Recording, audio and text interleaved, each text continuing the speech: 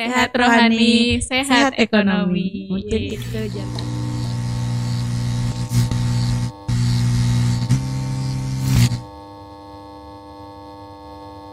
Assalamualaikum warahmatullahi wabarakatuh. Kembali lagi bersama saya Nurul Fauzia di Basa Bisa Podcast, bukan sembarang basa-basi. Untuk hari ini kita kedatangan narasumber yang spesial, ada Ibu Cempaka. Ya, Selamat pagi, apa kabar Ibu? Sehat, Alhamdulillah. Luar biasa. Alhamdulillah ya.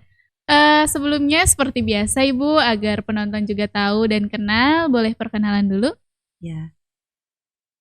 Ya, Ibu, terima kasih telah diundang di podcast Multimedia Berita ini. Ini mungkin ya dan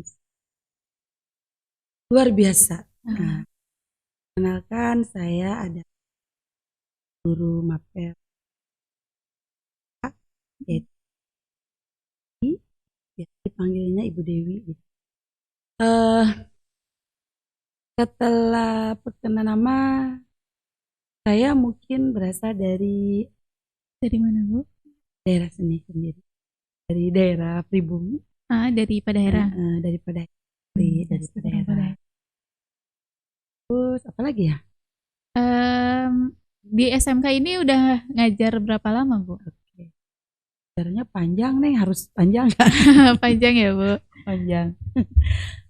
Ibu ngajar itu sudah mau tahun ya sini 2005 sampai sekarang masih ngajarnya. Memang dari setiap kurikulum itu perubahannya banyak. Belum sekarang menjadi PKK atau PJKK, itu dulu ngajarnya adalah kewirausahaan. Kewirausahaan, kurikulum KTSP, kewirausahaan. Dari 2013. Nah, setelah itu kurikulum 2013 itu jadi PKWU. Jadi sekarang kurikulum akhirnya menjadi PJKK dan PKK. Sampai hari ini semoga sampai ke depannya. Ya, benar. Sebelum ngajar di SMK ini, Ibu pernah bekerja atau mengajar di sekolah lain? Kalau kebetulan saya dari awal keluar kuliah langsung mengajar sampai hari ini. Kalau boleh tahu kuliahnya di jurusan apa Bu? Saya alumni dari Galuh, Universitas Galuh. Ambil jurusannya. Berarti nyambung ya Bu sama yang sekarang diajar? Benar. Tapi kan mungkin saya ambil itu akta di situ profesional. Oke, untuk sebelumnya nih Nurul pernah dengar katanya SMK ini punya program SPW atau Sekolah Pencetak Wirausaha ya Bu? Nah, SPW itu sebenarnya seperti apa sih Bu?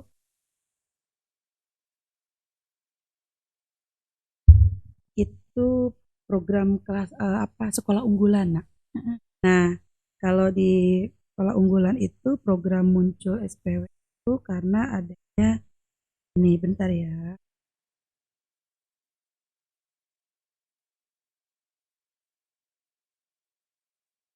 Nah, berawal dari kelas sekolah unggulan, maka muncul ada program SPW yang harus masuk,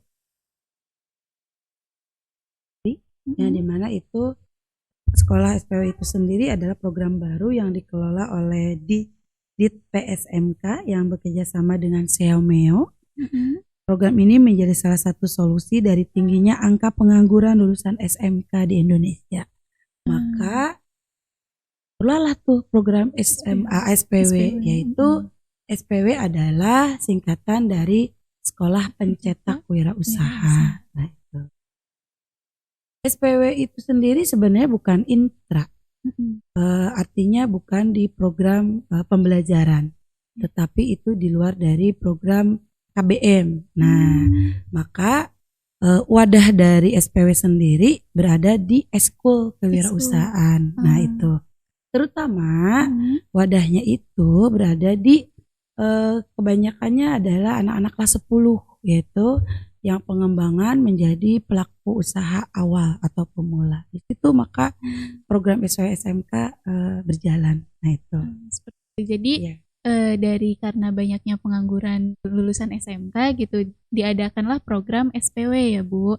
Yang program distrik Seomeo, artinya dari Ditpi SMK dulunya, karena mengatakan nih angka pengangguran SMK itu banyak. Nah, maka program distrik distrik PSMK SMK Seomeo itu gimana caranya kalau kita kan SMK itu banyak bentuk kreativitas atau inovatif yang harus dikembangkan.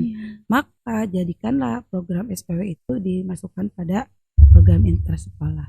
Itu akan menjadi mungkin perubahan di sana biar anak-anak yang muncul istilahnya pengangguran itu. Ya.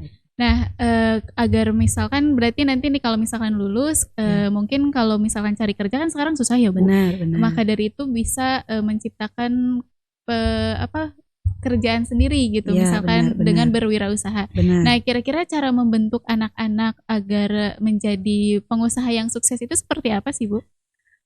Sebenarnya begini ya Nak, pengembangan dari program sekolah pencetak wirausaha itu adalah kalau di kelas 10 sudah dibekali dengan bentuk pola jiwa wirausaha. Nah, pengembangan di kelas 11-12 itu justru semakin mengasah tentang perilaku sikap jiwa wirausahanya. Maka di dalam kelas 11-12 dia sudah tahu tuh apa bentuk dari menjadi pelaku usaha, nantinya bisa menciptakan peluang usaha, nantinya dia bisa memiliki bentuk kesempatan di mana ini ada progres yang di mana kita ini jadikan bentuk program atau bentuk project. Nah, sekarang kan PJKK itu ya pengembangannya itu project ya. PJKK itu project bidang kewirausahaan di sana atau produk kreatif kewirausahaan. Nah, itu anak diberikan bentuk modal di mana anak itu harus dikembangkan dengan sesuai projectnya, tetapi bukan diinikan pada umum, tetapi dia diinikan kompetensi kalau di SMK. Kalau di umum itu seperti bedanya gini, SMA dengan SMK. Kalau di SMA mah mungkin umum karena tidak ada jurusannya khusus. Nah, kalau di SMK itu ada jurusan kompetensinya. Misal di sini di SMK ada 8 jurusan. Nah, mereka mengembangkan kompetensi yang ada sesuai dengan bentuk peluang, maka itu akan menjadi sebuah daya saing yang inovatif, kreatif, dan nantinya menghasilkan sebuah karya. Nah, kalau dasar basic di kelas 10 itu kan pengembangan jiwa, perilaku sikapnya sudah dia terbentuk, maka kesananya akan cepat dia daya tangkap itu. Lebih mudah untuk mempresentasikan. Kira-kira dari manfaat proyekan itu Bu untuk kedepannya nih setelah lulus itu seperti apa sih Bu? Dari hasil yang kemarin SPW berjalan ya Nak, SPW itu sebenarnya belum lama, dari 2001 kemarin, berarti kita sudah mau ke 3 tahun ini ya. Dikembangkan di 2001 itu saya menemukan anak didik yang dari jurusan multimedia. Benar. Kemarin itu ada jurusan multimedia, namanya Nabila. Tahu Nabila? Iya tahu. Lulusan baru kemarin lulus ya Bu? Benar. Itu diantaranya itu sebagai profil kemarin saya gebrakan pertama di SMK Kosat Unggulan, yaitu Nabila dijadikan profil pertama perdana tentang SPW itu saya. Dan dia pengembangannya memang bukan di multimedia, tapi dia memanfaatkan dari keadaan alam.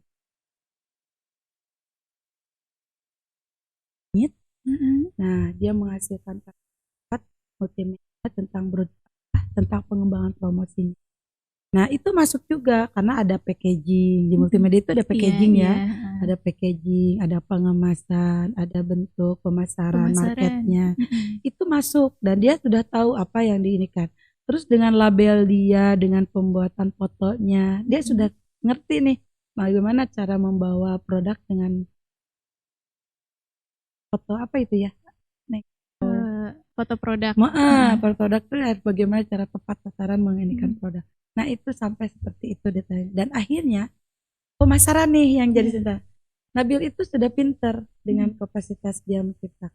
Akhirnya boom lah. Nah itu produknya sampai titik omset ya. Kalau omset itu berarti bersih dan kotor. Iya. Sampai omsetnya hampir 80 juta. 80 juta. Iya benar. Luar Nah itu biasa. saya bukan bekat bimbingan dari kelas 10. Dia sudah mengembangkan dari produknya dari SMP dan dibawa ke SMP. Meningkatlah dia di bangga juga karena progres pengembangannya tampil runtut gitu. Jadi mengembang dengan daya cipta kreatifnya. Didukung dengan program SPW-nya itu sendiri. Nah, berarti nyambung ya Bu dari segi apa SPW ke multimedia itu karena zaman sekarang itu pemasarannya melalui media ya Bu. Jadi dari pengusaha usahanya itu dikembangkan lewat media. Iya, benar. Nah, selama proyekan ini nih atau selama Ibu mengajar gitu, kira-kira tantangannya apa sih Bu dalam mencetak siswa-siswi yang menjadi wirausaha gitu? Nah, menjadi profe yang tadi seperti Nabila ya, agak sulit sih. Ada kendalanya juga. Yang pertama mungkin saya butuh tim, artinya tim yang solid, satu tujuan atau satu. Kalau sudah sinkron itu maka akan kolaborasi ya. Salah satunya untuk terutama untuk anak-anak. Satu, ya, jangan pantang menyerah. Itu satu kaitannya. Dua, mau bekerja keras,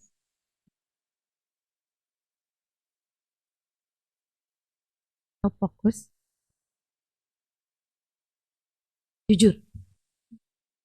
5 sikap itu adalah salah satu manajemen yang dimana profil wirausaha dia capai. Adapun dari kekurangan kelebihannya tadi, kekurangannya hanya mungkin ada satu yang dimana sekarang itu kadang tidak cepat dari proses gitu. Pengennya langsung jadi instan. Nah, sekarang kebanyakannya gitu. Bisnis seperti itu ya, iya.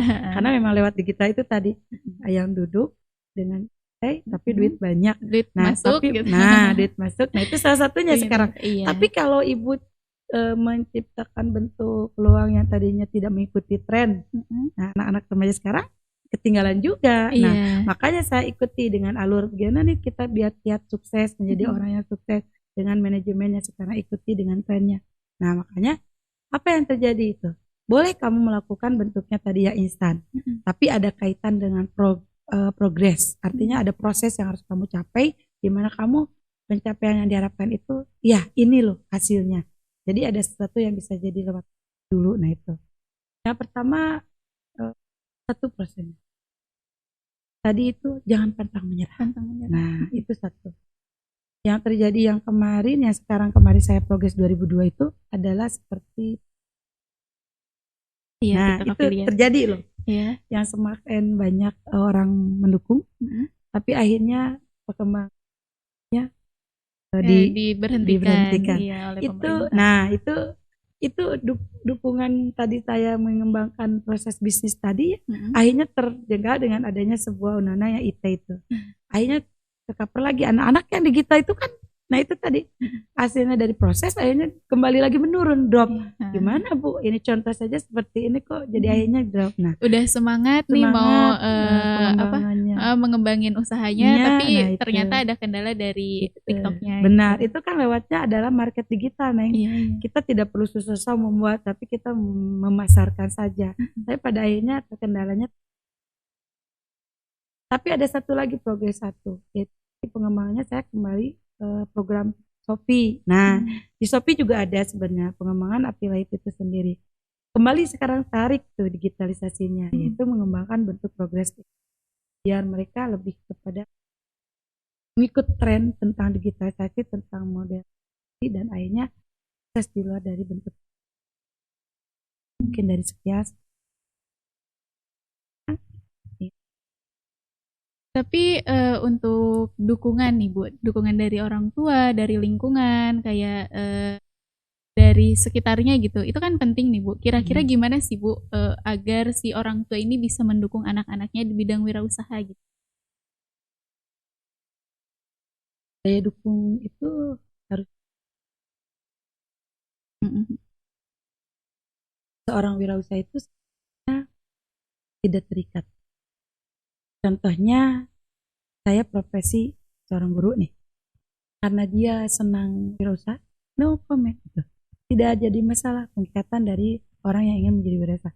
Intinya begini, memiliki jiwa wirausaha itu kadang tidak semua orang punya, Neng. Iya, betul. Nah, kalaupun misalkan kita dipaksakan secara tidak langsung, anak didik juga nggak mau, nggak ibaratnya apa sih itu, nah itu nggak bisa gitu loh.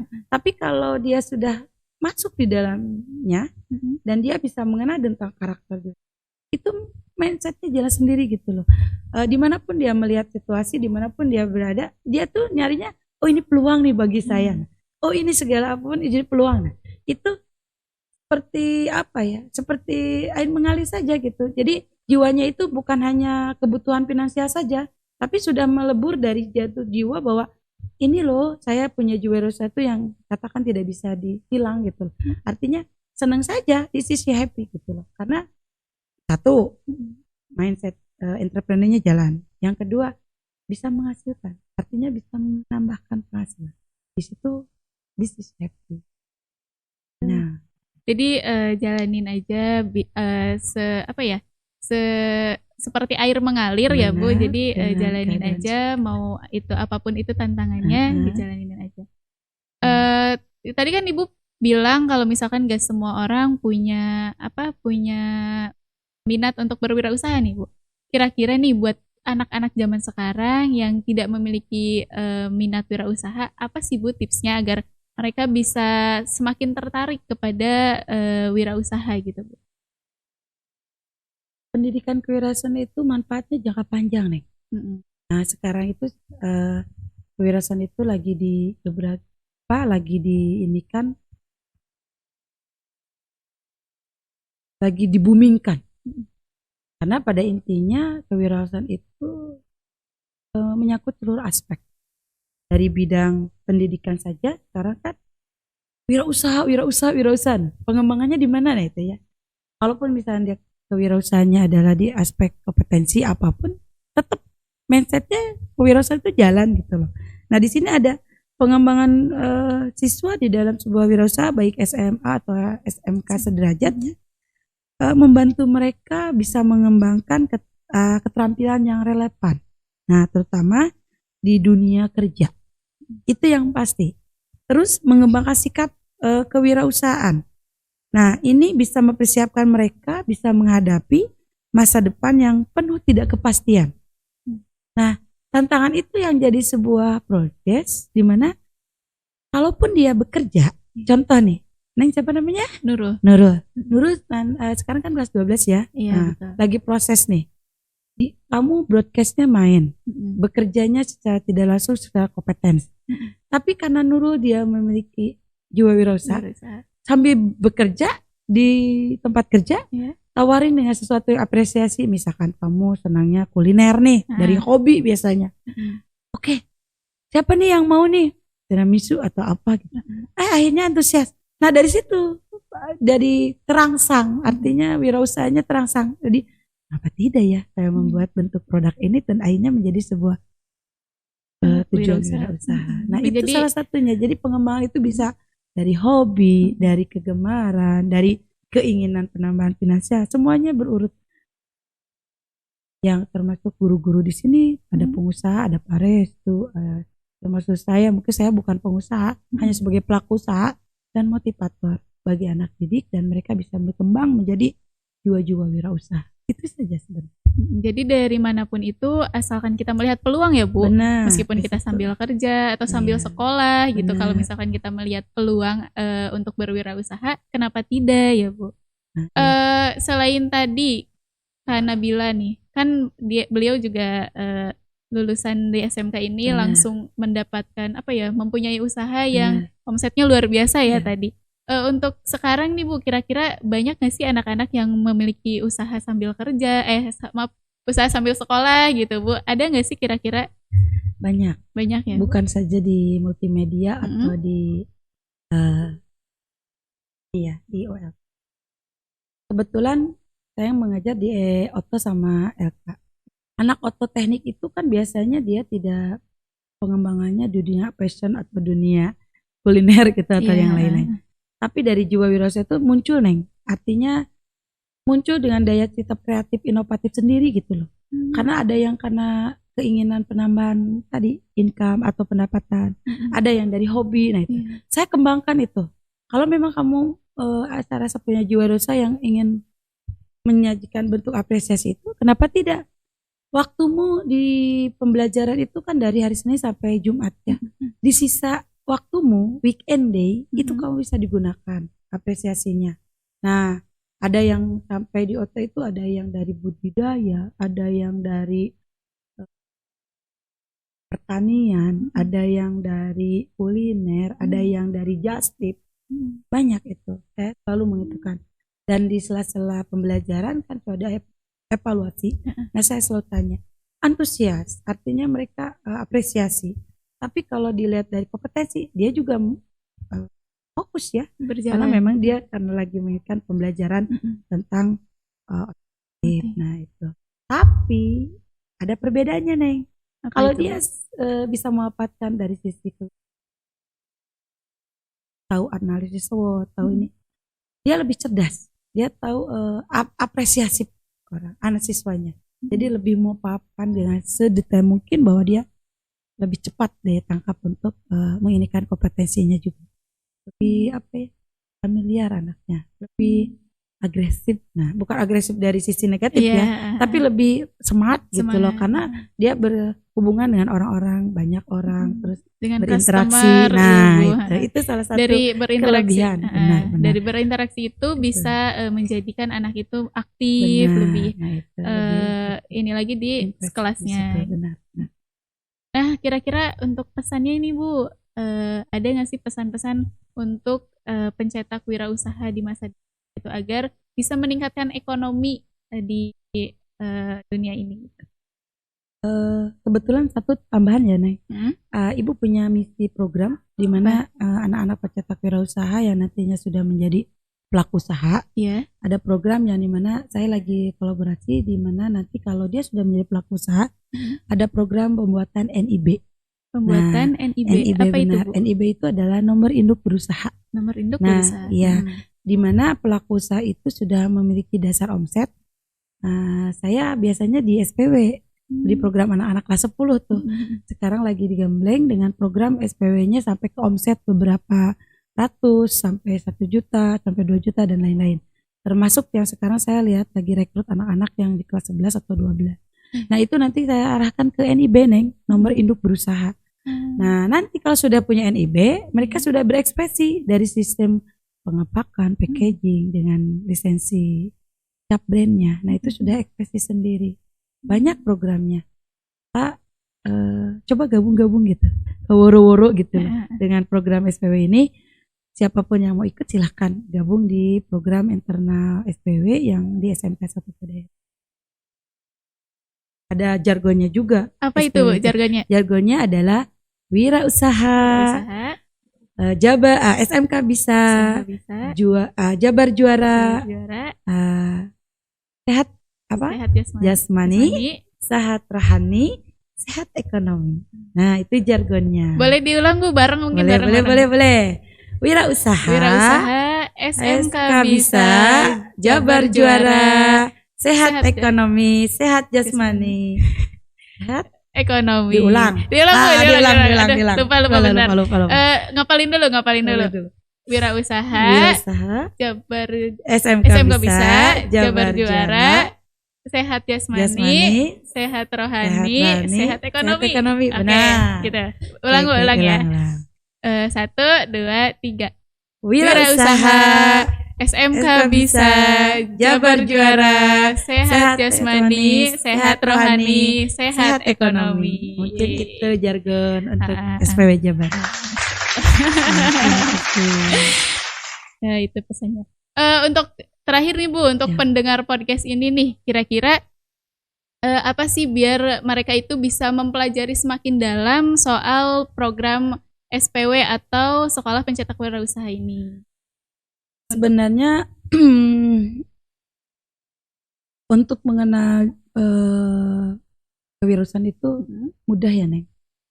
Biasanya bukan dari saya yang mengajarkan, tapi biasanya dia dari pengalaman juga, kadang dari keluarga juga. Terus di sini saya ada wadahnya. Nah itu yang bikin anak sudah tahu paham. Kalau ada wadah berarti mereka akan antusias tuh, berbondong-bondong. Ayo kayak Bu, saya mau ikut ke program SPW. Nah itu Sekolah Pencetak Wirausaha SMK. Kalau di sini saya di kelas pengajaran di PKK ya, saya juga selalu menceritakan. Tetapi di situ saya berkolaborasi. Kalau memang Anda berminat, di situ ada wadahnya. Jadi tidak menyatu. Kalau saya belajar dengan sama PAPJKK-nya hanya menciptakan bentuknya jiwa wirausaha, peluang usaha, progres untuk pemasaran, peningkatan laporan keuangan dan lain-lain. Tapi kalau ingin berekspresi lebih lebih lagi, silakan masuk ke dunia bentuknya SPW Jabar. SMK. SPW. Berarti awalnya itu harus ada minatnya Bu. Minatnya dulu. Ketika udah ada minatnya, untuk memperdalam lagi bisa gabung di SPW SMK. Ada ininya Neng, IG-nya. IG-nya di KWU SMK Negeri Satu Padang. Oke. Bisa nanti ada di bawah ini ya, untuk bener. Instagramnya. Bisa di follow. Terus kalau misalkan ada mau join gitu, bisa langsung hubungi Instagramnya. Mungkin dicukupkan sekian untuk podcast kali ini. Terima kasih Bu sudah menyempatkan hadir. Terima kasih juga tadi untuk ilmu-ilmu wirausaha-nya. Mudah-mudahan semuanya bisa bisa menjadi motivasi buat kalian yang pengen berwirausaha tapi kurang pengetahuannya, bisa dengerin podcast ini. Oke, terima kasih untuk waktunya dan terima kasih udah menonton. Jangan lupa di like, di komen, and di subscribe. Oke, wassalamualaikum warahmatullahi wabarakatuh. And bye-bye.